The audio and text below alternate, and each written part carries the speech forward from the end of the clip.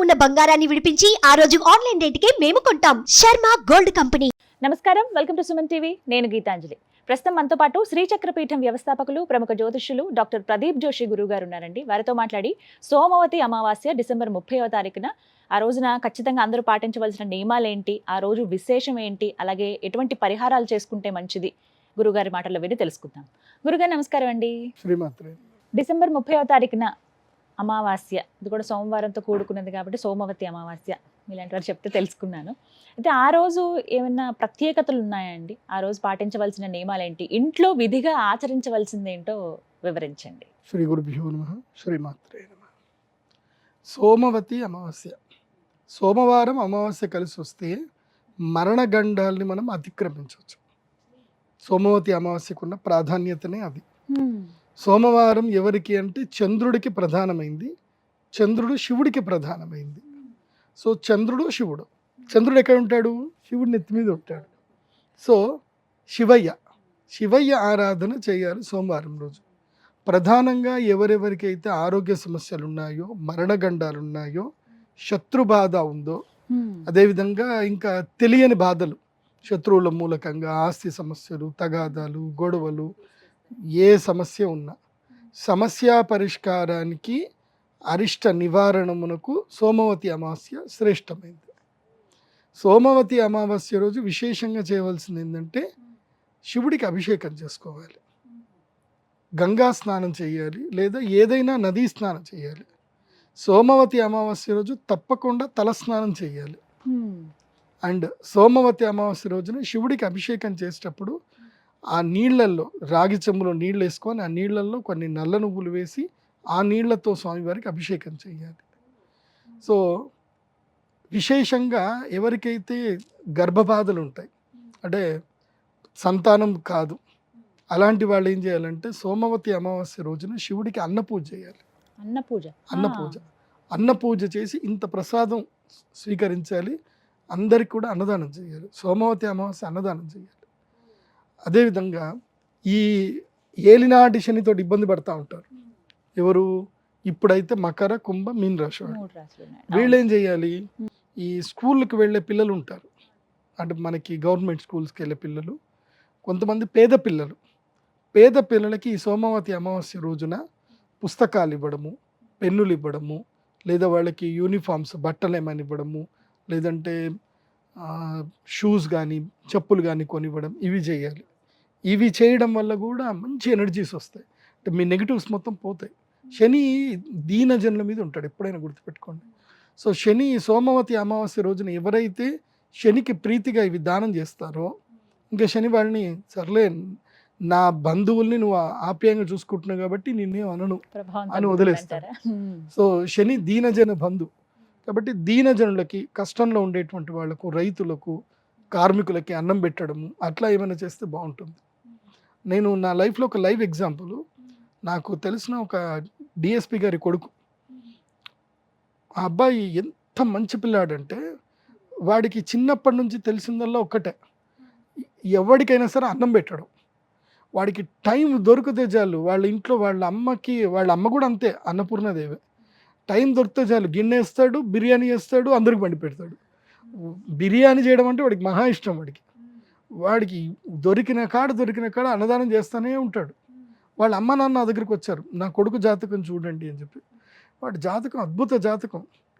మా కొడుకు పెళ్ళి అవ్వట్లేదండి, ఏం పెళ్లి చేయాలంటే, మీ కొడుకు పెళ్ళి అవ్వట్లేదు, అన్నీ మర్చిపోండి, మీ కొడుకు జీవితకాలానికి సరిపడా పరిహార పూజలు చేస్తున్నాడు.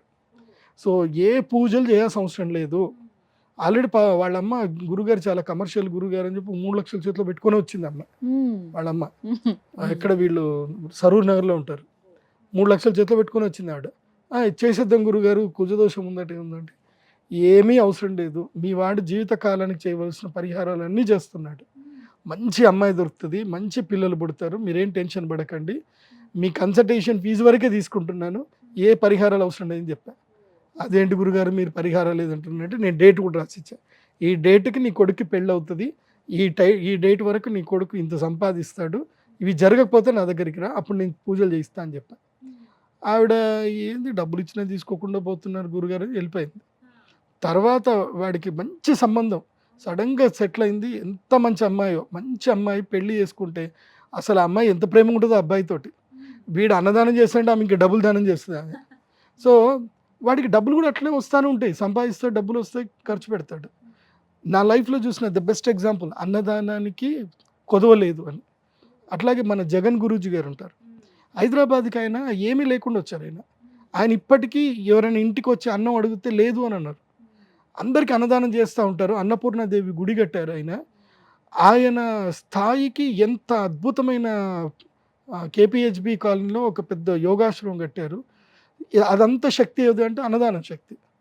అందుకే సోమవతి అమావాస్య రోజున, అది కాకుండా ఎప్పుడైనా సరే టైం దొరికినప్పుడల్లా అన్నదానం చేయండి, కడుపు నింపండి.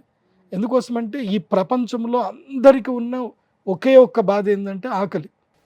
అన్ని జీవరాశులకి ఆకలి. అవును. కాబట్టి అందరికీ అన్నదానం చేయండి, జంతువులకు పెట్టండి, అన్ని చేయండి, కడుపు నింపండి. మీకు ఏ జ్యోతిష పండితు దగ్గరికి వెళ్ళాల్సిన అవసరం లేదు, గుడికి కూడా పోవాల్సిన అవసరం లేదు. కడుపు నింపినటువంటి వాడు అంటే గర్భాలయం నింపితే చాలు, ఇంకా ఎక్కడికి వెళ్ళాల్సిన అవసరం లేదు. కడుపు నింపితే చాలు, దేవుడు నీ దగ్గరికి వచ్చి పక్కన కూర్చుంటాడు. ఎందుకోసమంటే ఆయన చేసే పని నువ్వు చేస్తున్నావు కదా అని. ఎందుకోసమంటే ఆయన చేసే పని కూడా అంతే కదా. సో సోమవతి అమావాస్య రోజు అన్నం పెట్టండి. ఇంకొక విశేషం ఏంటంటే శత్రుబాధ ఉంది, భయంకరమైన శత్రుబాధ, గ్రహ బాధలు ఉన్నాయి, అసలు ఏది జరగట్ల, ఏ పని జరగట్లే, ఏదో ఒక సమస్య. బగలాముఖి దేవి పూజ చేయండి సోమవతి అమావాస్య రోజు. ఎవరైనా చేయవచ్చు, ఎవరైనా చేయొచ్చు. బగలాముఖి సాధన అంటే మంత్ర సాధన గురువు గారు చేస్తారు. మీరు తెల్ల ఆవాలు, ఇప్ప పువ్వు, తోక మిరియాలు అవి వేయడం మీ పని. మంత్రానికి మీరు జస్ట్ అభిస్ నివేదన చేయండి, గురువు ఆశీర్వాదం తీసుకొని వెళ్ళండి. మాల ఇస్తారు, పసుపు మాల ఇస్తాము, తర్వాత బగలాముఖి లాకెట్ ఇస్తాం, తీసుకొని వెళ్ళిపోండి, మీ పని జరిగిపోతాయి. సో బగలాముఖి సాధన చేయండి, అమ్మ అనుగ్రహం. అందుకో ఎంతవరకు ఇవ్వాలో అంతే ఇస్తా నేను. బగలాముఖి పెద్ద యంత్రాలు అవి ఇవ్వను నేను. సాధారణంగా మనన చేసుకోవచ్చు, అమ్మవారిని స్మరించుకోవచ్చు అండి. బగలాముఖి మంత్రము మేము ఉపదేశం చేస్తాము, చేసినప్పుడు చేస్తే సరిపోతుంది. బగలాముఖి మంత్రోపదేశం చేస్తాం. ముఖ్యంగా సోమవతి అమావాస్య రోజు చేయవలసింది బగలాముఖి సాధన, దేవీ సాధన చేయాలి, మంత్ర సాధన చేయాలి, శక్తి సాధన చేయాలి. అట్లాగే ఎవరికైనా సంతానం అవ్వట్లేదు, పితృదేవతలకి తర్పణాన్ని వదలాలి. నదీ స్నానం చేసి పితృదేవతలకు తర్పణాన్ని వదలాలి. ఒక మంచి రెమెడీ చెప్తాను, ఎవరికైతే సంతానము లేనటువంటి వాళ్లకు రెమెడీ చెప్తాను. ఈ అమావాస్య రోజున ఇంత గోధుమ పిండి, ఒక 5 కిలోల గోధుమ పిండి, తర్వాత ఒక 3 కిలోల బెల్లం చూరు చేయాలి. బెల్లం వేసి మంచిగా కొంచెం నీళ్లు కలిపి గట్టిగా చేసి మంచిగా ముద్దలు చేయాలి. వాటిని చిన్న చిన్న చిన్న చిన్న చిన్న చిన్న లడ్డూలు చేయాలి. ఇంతే చిన్న చిన్న లడ్డూలు చేయాలి. చేసి చెరువులో చేపలకేయండి, నదిలో కానీ చెరువులో కానీ చేపలకేయండి. తర్వాత సంతానం వచ్చేస్తుంది. ఇది ఒక పరిహారం, బ్లెస్సింగ్స్. సింపుల్ చెప్పాలి, అంత పిండి తీసుకోవాలి, అన్ని కేజీలు అంటే నియమం అండి ఇది, అంత ఉండాలంటారా? అంటే మినిమం అంత ఉండాలి. ఎందుకోసం అంటే అవి కూడా ఆశపడతాయి కదా, అవి ఇంత ఉండవు కదా, ఇన్ని ఉంటాయి. అవి వాటి అన్నిటికీ తినిపించాలంటే అంత కావాలి. 5 కేజీలు పెద్దగా ఏం కాదండి, 500 రూపాయలు అయిపోతుంది. ఇది 5 కేజీల పిండి నాకు తెలిసి 300 రూపాయలు వస్తుంది. 3 కేజీల బెల్లము 200 రూపాయలు వచ్చేస్తుంది. నీళ్ళు అయితే దేవుడు ఫ్రీగానే ఇచ్చాడు, ఇంకేం కావాలి. 500 రూపాయలు అయిపోతుంది, చిన్న రెమెడీ. చేపలకు తినిపించండి. ఎందుకోసమంటే ఈ ప్రపంచంలో విరివిగా సంతానాన్ని కనేటివి చేపలే. వాటి ఆశీర్వాదం వస్తే సంతానం అయిపోతుంది. కాబట్టి చాలా విశేషం అయితే ఎన్నో రకాల లాల్ కితాబ్లో చెప్తారు, ఇవన్నీ కూడా పరిహారాలు ఉంటాయి, చేయండి. ఇవన్నీ మంచి పరిహారాలు తీసుకోండి. ఈ రోజు ప్రత్యేకించి సోమవతి అమావాస్య రోజు చెయ్యకూడని పనులు ఏమైనా ఉన్నాయా గురుగారు? అస్సలు ఈ పనులు మాత్రం చేయకండి అన్నటువంటివి ఏమైనా ఉన్నాయా? సంసారం చేయకూడదు, మాంసం తినకూడదు, అండ్ ఎలాంటి అగ్రిమెంట్ చేయకూడదు, సిగ్నేచర్లో అగ్రిమెంట్ చేయకూడదు, ఎవరికి అప్పులు ఇవ్వకూడదు, అండ్ 4 కూడళ్ళు దాటకూడదు. ఇవి చాలా కీలకమైనవి. దిష్టి తీసుకోవచ్చు కానీ కూడలు దాటకూడదు. అది నిమ్మకాయలు, ఎండుమిరపకాయలు, నిమ్మకాయలు, తర్వాత 4 కూడల్లో 5 గుడ్లు పెడతారు కొంతమంది, అవి దాటకూడదు. అమావాస్య రోజు ఇందాక అన్నారు మీరు దిష్టి అని, కొంతమంది గుమ్మడికాయ దిష్టి అని ఇలా రకరకాల దిష్టిలు తీసి పడేస్తుండే, ఆ రోజున చేయొచ్చా అండి? అమావాస్య రోజు చేయాలి. దిష్టి ఉంటే అమావాస్య రోజు తీపించుకోవాలి. ఎండుమిరపకాయలు, తర్వాత ఉప్పు చేసుకోవాలి. చాలామంది ఇది ఒకటి చేస్తారు, ఈ నిమ్మకాయలతో తీసి 4 మూడల్లో పెడతారు. అట్లాంటివి చేయకండి. ఇప్పుడు నీ కష్టం పోతుంది సరే, ఇంకోటి కష్టం వస్తుంది కదా, ఇంకోటి కష్టం వస్తే అది అది మంచిది కాదు కదా. మళ్ళీ అదొక పాపం. అదొక పాపం. సింపుల్ రెమెడీ చేసుకోండి. ఎండుమిరపకాయలు, కల్లుప్పు ఇవి తీసుకోండి, డిష్ తీసుకోండి, ఎండుమిరపకాయలు నిప్పులో వేయండి, కల్లుప్పు నీళ్ళలో వేసేయండి, అయిపోయి అక్కడిదక్కడికి క్లియర్. వేరే వాళ్ళు ఎవరికి కూడా రాదు. ఇప్పుడు ఇంకో ఇంట్లో ఏడుపు వస్తే అది మనకు మంచిది కాదు కదా. సో మన అరిష్టం పోయింది అని మనం నిమ్మకాయలు పెడితే అది దాటి వెళ్ళినడికి వాడికి కూడా కష్టమే కదా. చేయకూడదు అట్లా. అట్లా చేయకండి. ఆ ప్రజల్లో అదొక రకమైన భయాందోళనకు సంబంధించిన భావనలు తీసుకురాకండి. అలాంటి ఎవరు చేయకండి, పిచ్చి పిచ్చి చేయకండి. మరి బగలాముఖి అమ్మవారి పూజ, ఎందుకంటే అన్ని చోట్ల అది వీలు కాదండి, మాకు ఫస్ట్ తెలియాలి కదా ఎక్కడ జరుగుతుంది ఏంటి అనేది.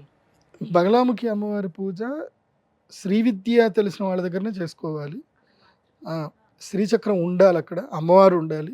కాబట్టి మా శ్రీచక్ర పీఠంలో నిజామాబాద్లో మా అమ్మవారి దేవస్థానం ఉంది.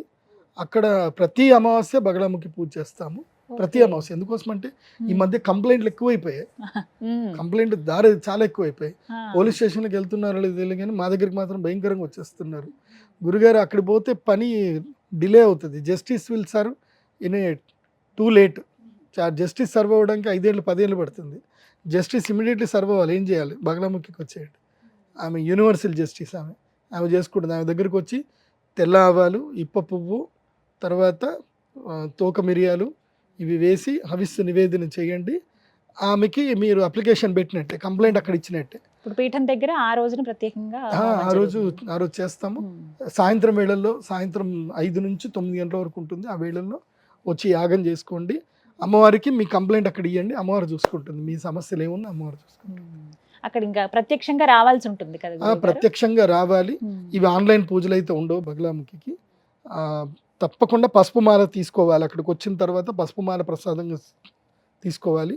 ఒకవేళ మేము రాలేమంటే కనీసం మాకు పసుపు మాలను పంపించండి అని అంటే మీకు పసుపు మాల పంపించేస్తాము. pradeepjoshi.com వెబ్సైట్ ద్వారా మాత్రమే మీరు బుకింగ్స్ చేసుకోవాలి. ఆ వెబ్సైట్లో కనిపించిన ఫోన్ నెంబర్లు మాత్రమే విజిట్ చేసుకోవాలి.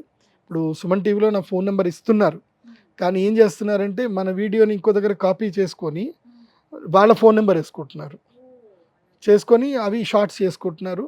వాళ్ళకి ఫోన్ చేయగానే ఆ గురుగారు ఉన్నారండి, స్నానం చేస్తున్నారండి, లేదంటే పూజ చేసుకుంటున్నారండి, ఆ గురుగారితో మాట్లాడడం కుదరదండి, మీకు ఏమన్నా ఉంటే మేము పంపించేస్తానులేండి అని చెప్తున్నారు.